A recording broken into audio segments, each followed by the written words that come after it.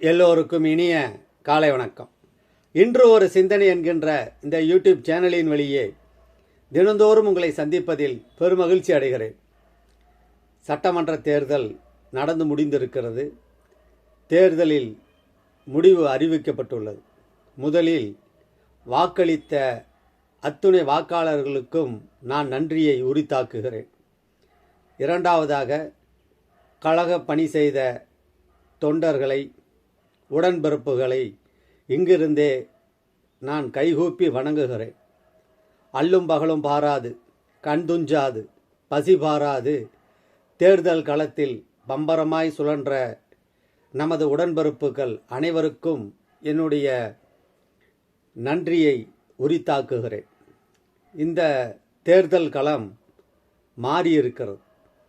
வெற்றி பெற்ற கட்சியினருக்கு என்னுடைய வாழ்த்துக்களையும் நன்றியையும் மகிழ்ச்சியையும் தெரிவித்துக் கொள்கிறேன். மாற்றான் தோட்டத்து மல்லிகையும் மனம் தரும் என்பது நம் அண்ணாவின் வாக்கு. கலைஞர் பெருமகனார் ஒரு பேட்டியில் சொன்னாங்க, பொது வாழ்க்கையில் ஈடுபட்டவர்கள் உங்களுடைய அனுபவம் என்ன, அதை பற்றி சொல்லுங்கன்னு சொல்லுகிற பொழுது கலைஞர் பெருமகனார் சொன்னார், நம்மிடத்திலே பயன்பெற்றவர்கள் நமக்கு நன்றி கடன் பட்டிருப்பார்கள் என்று எதிர்பார்க்கக்கூடாது என்று சொன்னார். நின்ற தேர்தலிலெல்லாம் வென்ற தலைவர் கலைஞர் பெருமகனார் சொன்னார். ஒரு தடவை என்ன சொல்லிங்க சொன்னார், வென்றால் அண்ணா பாதை, தோற்றால் பெரியார் பாதை. ஆனால் தோற்கவில்லை, ஜெயித்திருக்கிறார். கட்சிகள் தோற்றிருக்கிறது. தோல்வி நமக்கு புதிதல்ல, போராட்டங்கள் புதிதல்ல, களங்கள் புதிதல்ல. நமக்கு இனமானமும் தன்மானமும் உயிர்மானமும் வேண்டும். தமிழின் மீதும் தமிழர்களின் நலன் மீதும் நாம் கொண்டிருக்கிற பற்றுதான், கொள்கையும் லட்சியமும் தான் நமது இரு கண்கள். வெற்றி வரும் போகும், பதவி வரும் போகும். மக்கள் பணி செய்ய நாம் நம்மை தயார்படுத்தி கொள்ள வேண்டும். சில இடங்களில் நாம் தோல்வியை தழுவி இருந்தாலும் கூட, வெற்றி வாய்ப்பு நழுவி இருந்தாலும் கூட, சென்னை மாகாணத்தில் நாம் அதிகபட்சமான இடங்களை நம் கைகளை விட்டு நழுவி இருக்கிறது. காரணம் என்ன என்று சிந்தித்து பார்க்க வேண்டும். மக்களினுடைய குறைகள், மக்களினுடைய நிறைகளை சீர்தூக்கி பார்த்து, எதிர்க்கட்சியினர் அல்லது மற்ற மக்கள் சொல்கிற கருத்தையும் மனதில் வாங்கி உற்சாகமாக ஏற்றி இதே தராசில் நிறுத்தி தவறுகளை களைந்து நாம் சிந்திப்பதற்கான நேரம் என்று நான் இதை எடுத்துக்கொள்கிறேன். பெருமை மிகு, ஆற்றல் மிகு நம் முதல்வர் முத்துவேல் கருணாநிதி ஸ்டாலின் ஐயா அவர்கள் குளத்தூர் தொகுதியில் என்ன முடிவை எதிர்கொண்டார் என்பது நமக்கெல்லாம் ஒரு பாலபாடம். நாம் ஆற்ற வேண்டிய பணிகள் இன்னும் நிறைய இருக்கிறது, களம் நிறைய இருக்கிறது. நாம் யாரையும் எப்பொழுதும் குறை சொல்வதாக இருக்கவே கூடாது. வெற்றி பெற்றிருந்தால் சட்டசபையில் நின்றிருப்போம். இப்பொழுது தோல்வி கை நழுவி போயிருக்குது, வெற்றி வாய்ப்பு கை நழுவி போயிருக்கிறது. அதனால் அறிவாலயத்தில் ஒன்று கூடுவோம், சிந்திப்போம், செயல்படுவோம். கவலை வேண்டாம். எதிர்க்கட்சியினர் ஆளுங்கட்சியினர் என்று இரு சாராரும் ஒன்று சேர்ந்து நாடு நலம் பெற உழைப்போம். ஆளுமை மிக்க ஆளுங்கட்சியாக இருந்த நாம் இன்று எதிர்க்கட்சியாக இருப்போம், செயல்படுவோம், சிந்திப்போம். நலன் காக்க, தமிழர்களின் நலன் காக்க, தமிழின் நலன் காக்க. உடன்பிறப்புகள் உழைத்த உழைப்பெல்லாம், சிந்திய வியர்வையெல்லாம் வீணாகியது என்று நீங்கள் கருத வேண்டாம். அது வீணாகவில்லை. நம் அடுத்த வெற்றிக்கு அடிநாதமாக இருக்கிறது. வெற்றி தள்ளி போடப்பட்டிருக்கிறது, அவ்வளவுதான். வெற்றி நம் கைகளில் இருந்து நழுவி இருக்கிறதே ஒழிய விலகவே இல்லை. மக்கள் நம்மை தேடுவார்கள். எங்கே நம் முதல்வர் என்று கேட்பார்கள். காலம் வரும், காத்திருப்போம். களம் நமக்கு என்றுமே புதிதல்ல, தோல்வி என்றுமே புதிதல்ல. கண்ணீர் சிந்த வேண்டாம், மனம் தளர வேண்டாம். எப்பொழுதும் போல மக்கள் பணி செய்ய நாம் நம்மை தயார்படுத்திக் கொள்ளலாம். அண்ணாவின் பாதையில், கலைஞர் பெருமகனாருடைய பாதையில், பெரியாரின் பாதையில், நம் முதல்வரின் பாதையில் நாம் பயணிப்போம்.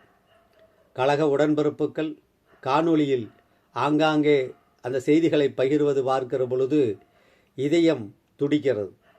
கவலைப்படாதீர்கள். நம் அண்ணா தோல்வியை தழுவியிருக்கிறார். எத்தனையோ பெரிய பெரிய தலைவர்கள் எல்லாம் தோல்வியை தழுவியிருக்கிறார்கள். அது மக்களின் தீர்ப்பு. மக்களின் தீர்ப்பு மகேசன் தீர்ப்பாக நாம் ஏற்றுக்கொள்ள வேண்டும். ஒரு ஆட்சி நடத்துவது என்பது அவ்வளவு எளிதான காரியம் அல்ல. ஒரு 4 பேர் இருக்கிற குடும்பத்துக்குள்ளேயே எவ்வளவு சண்டை சச்சரவு, எவ்வளவு பிரச்சனை, எவ்வளவு சங்கடங்கள் என்பது ஒரு குடும்ப தலைவனுக்கு தெரிகிற மாதிரி, ஒரு நாட்டை ஆள்கிற தலைவன் ஒரு 10 கோடி மக்களின் இதய துடிப்பை தெரிந்து கொள்ள வேண்டும். ஓரிரவில் என்னவெல்லாம் நடக்கிறது, எதற்கெல்லாம் அந்த தலைவன் பொறுப்பேற்க வேண்டும், யார் யார் செய்கிற தவறுக்கெல்லாம் அந்த தலைவன் பொறுப்பேற்க வேண்டும், அண்டை மாநிலங்களுடன் உறவு, மத்திய அரசுடன் கூட்டுறவு, இப்படி பல்வேறு உறவுகளுக்கு நடுவே, போட்டிகளுக்கு நடுவே, போராட்டங்களுக்கு நடுவே ஒரு முதலமைச்சர் தூங்க வேண்டும், ஒரு நாளை கழிக்க வேண்டும். நிம்மதியாக உறங்க இயலாது. முதலமைச்சர் நாற்காலி என்பது முட்களால் செய்யப்பட்ட மேடை, அது முட்கிரீடம், முள் படுக்கை. ஓரிரவு கூட அவர் கண் துஞ்சாது தொடர்ச்சியாக மக்கள் நலனை பற்றி சிந்தித்து கொண்டே இருக்க வேண்டும். நிம்மதியாக தூங்க கூட முடியாது. ஒரு நல்லது கெட்டதுக்கு போக முடியாது. தன்னுடைய உடல் நலத்தை கூட அவர் பேண முடியாது. தொடர்ச்சியாக சட்டசபை அலுவலர்கள் என்று, தொண்டர்கள் என்று பயணித்து கொண்டிருக்க வேண்டிய ஒரு சூழ்நிலை. கவலை வேண்டாம். வெற்றி வாய்ப்பு இல்லை என்று யாரும் வருந்த வேண்டாம். காலம் நமக்கு காத்திருக்கிறது. நாம் பார்க்காத தேர்தல்களா, சந்திக்காத தோல்விகளா, வெற்றி மாலைகள் விழுந்தாலும் சரி, தோல்வி பொன்னாடிகள் நமது தோள்களிலே வந்து விழுந்தாலும் சரி, வெற்றியும் தோல்வியும் நமக்கு சரிசமம்தான். காலம் மாறும், கனிந்திருப்போம். இந்த வேளையிலே வணக்கம் வலம்புரி ஜான் இந்த நூலில் ஒரு குறிப்பு இருக்குது, அதை உங்களிடத்தில் சொல்கிறேன். சாத்தியமா சாத்தியம் இல்லையா என்று எனக்கு தெரியாது. ஏனால் இருபுறமும் கூட்டணி கட்சிகள் இருக்கிறார்கள். கருத்து மாறுபாடு கொண்ட இதயங்கள் இருக்கிறது. இதயங்கள் இணைவதற்குத்தான் இதய தெய்வம் ஆசைப்பட்டிருக்கிறார் என்பதை பக்கம் 196 எம்ஜிஆர் தந்த ஹார்லிக்ஸ் அப்படிங்கிற அந்த தலைப்பில் இந்த நூலில் இருக்குது. அது வாங்கி படிக்கலாம். அமெரிக்கா போவதற்கு முன்னால் ஒரு நாள் இரவு நான் எம்ஜிஆரை சந்தித்தேன். வலம்புரியார் சொல்கிறாரு. அவரோ ஒரு கொடியில் 2 மலர்கள் என்று ஏன் எழுதினீர்கள் என்று கேட்டார். இது நான் எப்போதோ தாயில் எழுதியது, எவரோ பற்ற வைத்திருக்கிறார்கள் என்று சொல்கிறார். அச்சத்தோடு இவ்வாசகத்தை விளக்கினேன். எம்ஜிஆரோ உற்சாகத்தோடு தனக்கு ஏதாவது நேர்ந்து விடுவதற்கு முன்னால் திமுக அதிமுக இரண்டும் ஒன்றாகி விட வேண்டும் என்று நான் ஆசைப்படுவதாக சொன்னார். இப்படி ஒரு சந்தேகம் கூர்த்த மதியுடைய ஆரமன் வீரப்பனுக்கும் ஏற்கனவே வந்து இப்படி நடந்துவிடுமோ என்று பலமுறை கேட்டிருக்கிறார். ஆகவே என்னிடத்தில் எம்ஜிஆர் தெரிவித்த இதே விருப்பத்தை அவருக்கு என்னை விட நெருக்கமான பலரிடத்திலும் தெரிவித்திருக்கிறார் என்பதை நான் தெரிந்து கொண்டேன் என்று இந்த புத்தகத்திலே இருக்கிறது. இப்படி இந்த வரிகள் இருக்கிறது. எம்ஜிஆர் தம் வாழ்நாளில் இந்த 2 கழகங்களையும் ஒன்றாக்கி விட வேண்டும் என்று முயன்ற பொழுது கேடு விளைவிப்பது ஒன்றையே தங்கள் வாழ்நாளின் முழுநேர ஊழியமாக கொண்ட சில குட்டி தேவதைகள் எம்ஜிஆரை அச்சுறுத்தி தங்கள் இடங்களை கைப்பற்றி கொண்டன. எம்ஜிஆரும் சூழ்நிலை கைதியானார் என்று இந்த இதிலே வலம்புரி ஜான் ஐயா அவர்கள் வணக்கத்திலே எழுதியிருக்கிறார். இதற்கு சாத்தியம் இருக்கிறதா என்று எனக்கு தெரியவில்லை. ஆனால் பொன்மனச் செம்மல் இதய தெய்வம் அவர்களுடைய இதய நாதமாக இது இருந்திருக்கிறது என்பதை நான் இங்கே படிக்கிற பொழுது, வாசிக்கிற பொழுது தெரிந்து கொண்டேன். எடப்பாடியார் ஐயா அவர்களும் அவர் பணியில் பிரச்சாரம் செய்தாங்க. அவங்க செய்த சாதனைகளை சொல்லி வாக்குகளை சேகரித்தார். எங்கள் முதல்வரில் முதல்வர் முத்துவேல் கருணாநிதி ஸ்டாலின் ஐயா அவர்களும் அவங்க செய்த சாதனைகளை பட்டியலிட்டு பரப்புரை செய்தார்கள். மற்ற கட்சிகளும் அதே மாதிரி தான் அவங்கவுங்க சாதனைகள் அல்லது செய்ய போகிற விஷயங்களை சொல்லி மக்கள் மனதிலே இடம் பிடிக்க முயற்சி செய்தார்கள். இப்படி இருக்கிற இந்த சூழ்நிலையில் இருபெரும் தலைவர்கள் தங்களுடைய இதய நாதத்தை கேட்க வேண்டும். எம்ஜிஆர் அவர்கள் கலைஞரிடத்திலிருந்து பிரிந்து கட்சி ஆரம்பிச்சிருந்தாலும் கூட இதயத்தால் பிரியவே இல்லை. எம்ஜிஆர் அவர்கள், பொன்மனச் செம்மல் அவர்கள் மண்ணிலே தங்கமாக புதைக்கிற பொழுது கண்ணீர் விட்டு அழுதவர் கலைஞர் பெருமகனார் என்பதை காலம் உங்களுக்கு பாடமாக வைத்திருக்கிறது. இப்படி எத்தனையோ நிகழ்ச்சிகள் வரலாற்றில் நடந்திருக்கிறது. நாம் யாரையும் குறை சொல்ல வேண்டாம். மாற்றான் தோட்டத்து மல்லிகையும் மனம் தரும் என்பது பேரறிஞர் அண்ணாவின் வாக்கு. பெரியார் வழியில், அண்ணா வழியில், கலைஞர் பெருமகனார் காட்டிய வழியில் நெஞ்சுக்கு நீதியாக நடப்போம். செய்த சாதனைகளெல்லாம் சொல்லி வாக்கு கேட்டார். செய்ய இருக்கிற சாதனைகளெல்லாம் சொல்லி வாக்கு கேட்டாங்க. பரவாயில்லை, மக்கள் மனதில் இடம் பிடிக்காமல் போனதுக்கு சில காரணங்கள் இருக்கலாம். சந்திரனில் கூட களங்கம் இருக்கிறதே, சூரியனில் களங்கம் எங்காவது இருக்குதா? இல்லவே இல்லை. ஆனால் அந்த சூரியனுக்கும் களங்கம் கற்பித்திருக்கிறார்கள் இந்த மக்கள். பரவாயில்லை, அவர்களுடைய எண்ணங்களை நாம் அறிந்து கொள்வோம், வண்ணங்களை புரிந்து கொள்வோம்.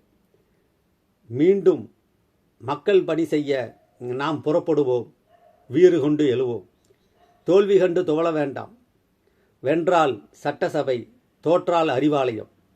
வென்றால் அண்ணா பாதை, தோற்றால் பெரியார் பாதை. நம்மளுடைய வாழ்வு, செயல் பொதுமக்களுடைய தொண்டு ஆற்றுவதற்கே ஏற்பட்டது. தொண்டாற்றுவது ஒன்றுதான் நம்மளுடைய எண்ணமாக, லட்சியமாக, கொள்கையாக இருக்க வேண்டும். அதற்காக நாம் தயார்படுத்திக் கொள்வோம். இந்த தேர்தலில் பாடுபட்ட அனைத்து உடன்பிறப்புகளையும் இங்கிருந்தே வணங்குகிறேன், வாழ்த்துகிறேன். இளையவர்களை வாழ்த்துகிறேன், பெரியவர்களை வணங்குகிறேன். இப்பேற்பட்ட ஒரு தமிழக சூழ்நிலையில் அடுத்து வர ஆட்சி நல்லாட்சி புரிய, நாடு நலம் பெற, மக்கள் நலன் பெற, கொடுத்த வாக்குறுதிகளெல்லாம் இல்லம் வந்து சேர இறைவனை நான் தொழுகிறேன். நல்லது செய்வார்கள் என்று தங்களுடைய கை முத்திரையை பதித்திருக்கிறார்கள். விரலில் நர்த்தனமாடிய வாக்குகள்தான் நாட்டினுடைய விதியை தீர்மானிக்கிறது என்று நான் நம்புகிறேன். அந்த வகையில் நல்லது நடக்கும் என்று எதிர்பார்ப்போம், எதிர்பார்த்து காத்திருக்கிறோம். இதற்கு இடையில் பொன்மனச் செம்மல் அவர்கள் சொன்ன அந்த வரிகளை ஒரு நிமிடம் பெரியவர்கள், உரியவர்கள் சிந்திப்பார்கள் என்று நான் நம்புகிறேன். அது தவறோ சரியோ இந்த புத்தகத்தில் இருக்குது. அதற்கு வாய்ப்பு இருக்குமோ இல்லையோ தெரியாது. கூட்டணி கட்சிகளுடைய அன்பும் ஆதரவும் எப்படி இருக்குன்னு எனக்கு தெரியாது. ஆனால் இந்த வணக்கம் வலம்புரிஜான், இந்த வணக்கங்கிற டைட்டில் வலம்புரிஜான் ஐயா அவங்க எழுதியிருக்கிறாங்க. பொன்மனச் செம்மல் சொன்னதாக, குறிப்பிட்டதாக, தன்னுடைய மறைவதற்கு முன்னால் இந்த கழகங்கள் இணைந்துவிட வேண்டும் என்ற அவருடைய ஆசை பக்கம் 96, 97 இருக்கிறது. எனவே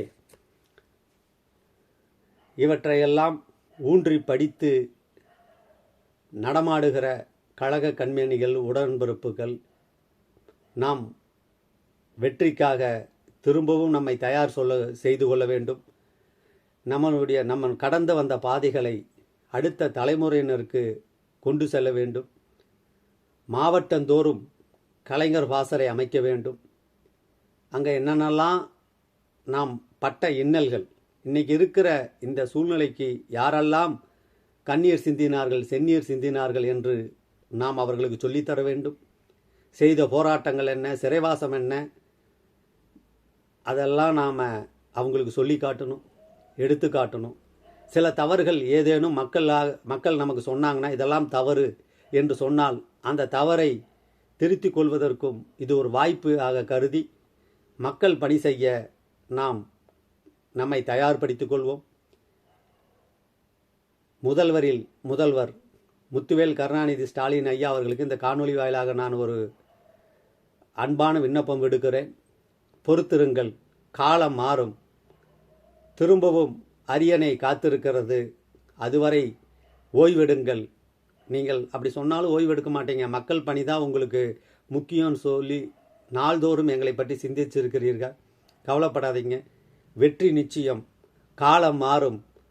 கழக கொடி, திமுக கொடி எங்கும் பறக்கும்.